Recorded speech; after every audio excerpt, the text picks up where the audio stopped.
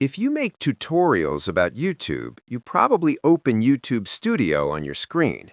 But there's a problem. Your analytics are visible. Your views, your subscribers, your revenue. And if you record your screen like this, your private channel data gets exposed. Most creators solve this by adding blur during editing, but that takes time. So here's a much easier solution. Install the extension called YouTube Studio Shield. Once installed, open YouTube Studio like you normally do. Click the extension icon in your browser.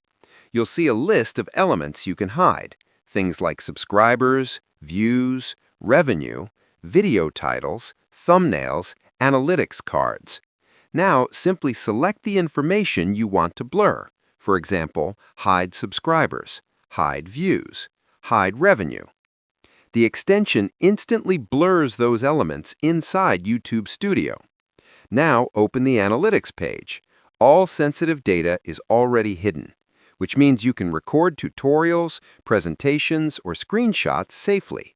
No editing blur, no extra work.